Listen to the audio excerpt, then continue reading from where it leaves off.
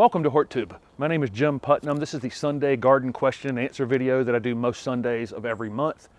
The first Sunday of every month I do a subscriber Sunday video where subscribers send in photos of things in their yard that they're proud of. If you're interested in sending in photos for that video, the email address is right here. I collect the photos throughout the month, and then like I say, the first Sunday of the following month is when that video goes up. Normally the rest of the month I do question and answer videos. I think I'm going to skip the last two in November and get started back on question and answer videos in December. Got several things going on, and I've shot a lot of videos over the last month and a half that I have not edited. I've been on the road some. I've shot videos in Athens, Georgia, and along the Gulf Coast and here in this yard, and they just haven't been edited and put up. And I think I'm going to tear that back fence out, the back part of this fence out this week, and start on that fence project and several other projects here. So I'm going to skip this weekly video and put up progress videos instead, and videos I've already shot. There you go. Normally you'd see Holly out here wandering around behind me on these Sunday videos, but I'm using this liquid fence deer and rabbit repellent really just for rabbits because of my pansies. They're driving me nuts, and this liquid fence product works pretty good, but Holly is completely and utterly fascinated by the smell, and so she can't be out here with me right now because, like I say, obsessed, absolutely obsessed with the smell of that, whatever's in that. I haven't even read what's in it, but it smells awful when you first put it out. The smell goes away really quickly, but she can still smell it. I can't smell it any longer, but she can still smell it, and it's apparently wonderful.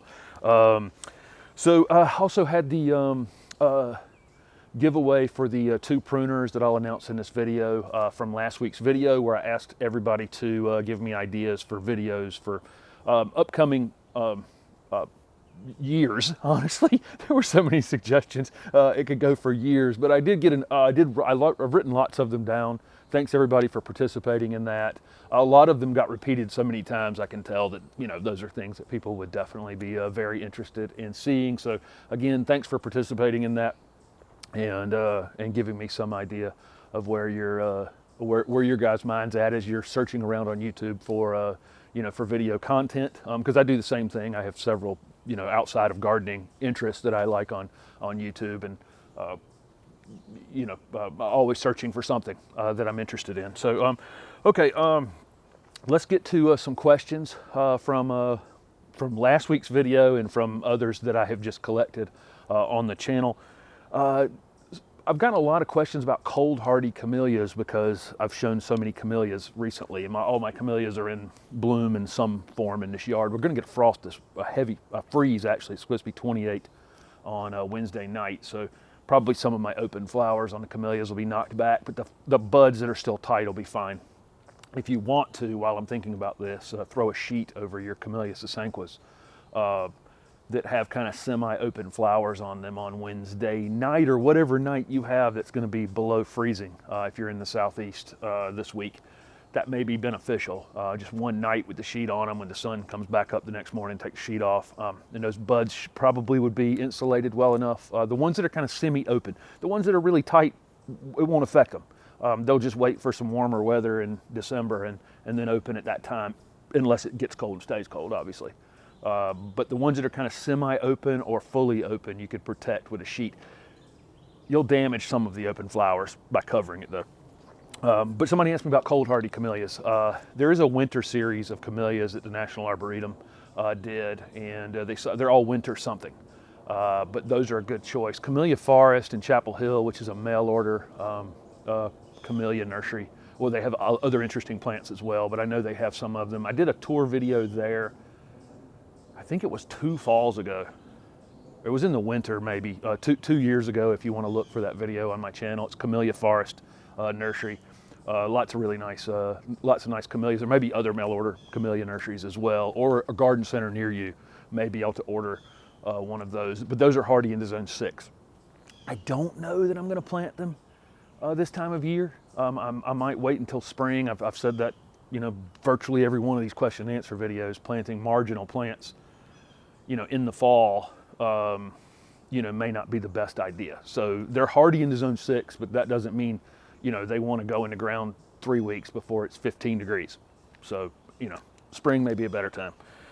Let's see. Somebody asked me about growing Daphne in containers. Daphne odora is finicky, to say the least. They grow great in this neighborhood that I'm in, this urban neighborhood in Raleigh. The Daphne just do great. And I think it has something to do with the oaks, like this giant oak that I have behind me here. I think the soil just dries out more in between rains and watering. It's just more difficult to overwater them. Whereas in my clay soils in the surrounding area outside of the center of Raleigh, they really, really struggle.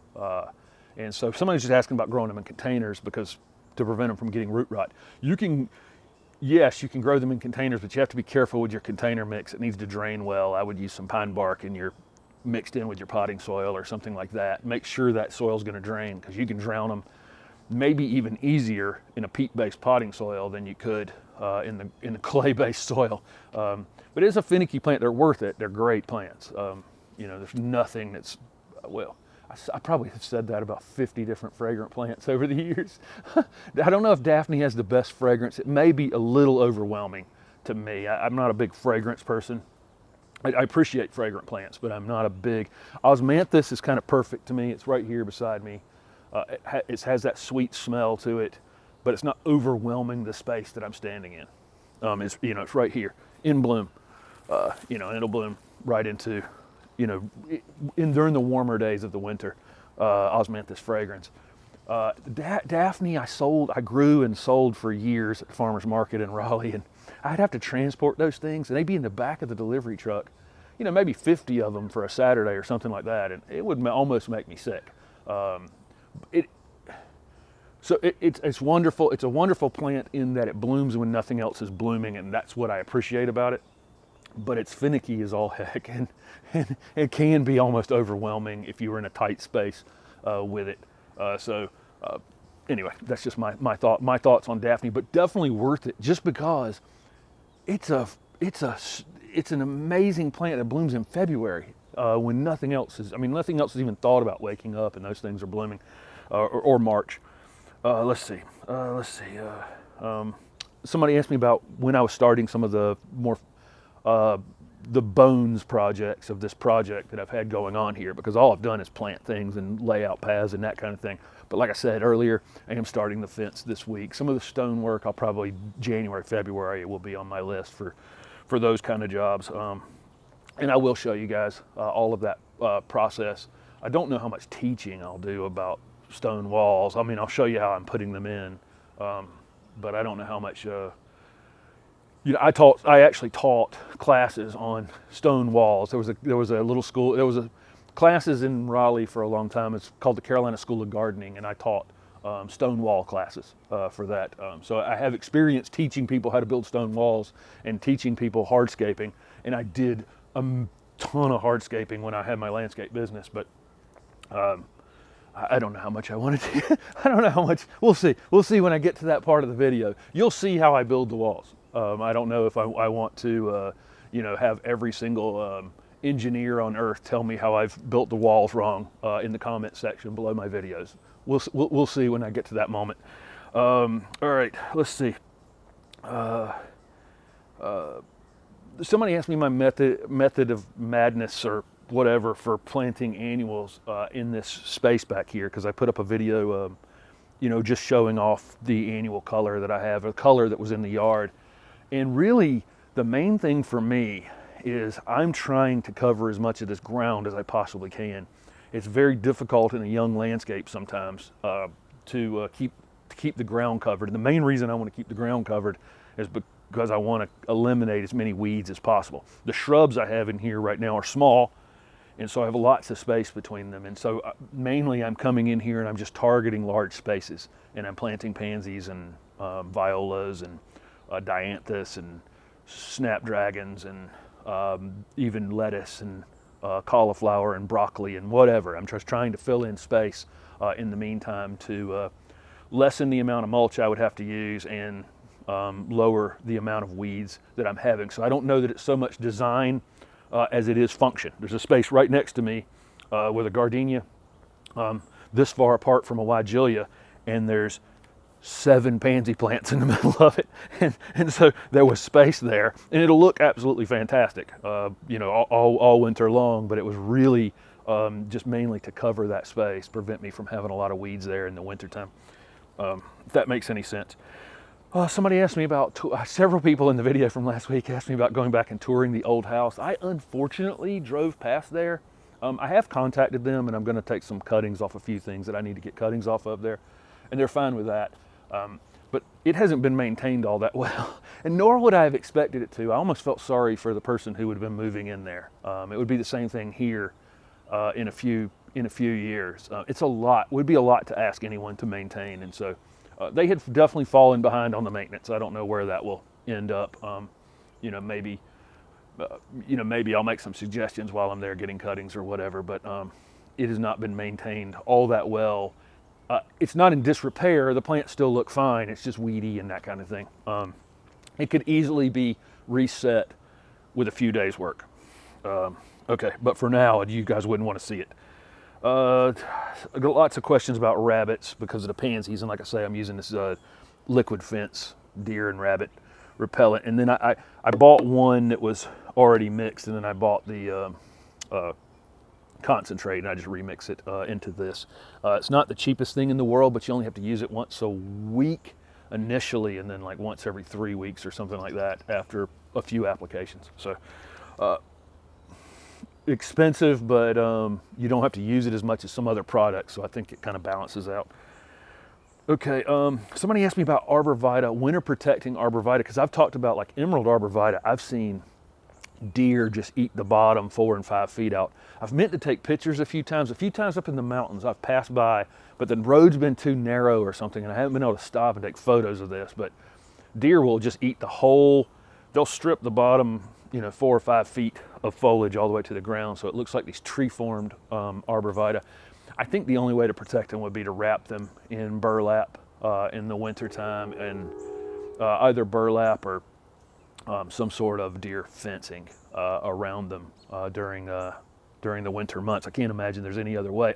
Well, I guess you could use one of these sprays as well, as long as you were going to stay on top of it. I don't know how big your arborvitae are, so I mean, for me, walking around the yard with a $14 bottle spraying pansies, I get several uses out of this one bottle. I'm spraying giant arborvitae with a $14 bottle might get too expensive. So I don't know. I don't know. I probably would wrap them in burlap or something like that for the few months in the winter when they put the most pressure on them. Let's see. I got questions. I get lots of questions about just plant shopping in general. Especially this time of year. You want to be careful this time of year, not buying things that have a ton of new growth on them. I went and purchased a few things yesterday, and looking through at Lowe's, I could see most of the things had been outside, and so they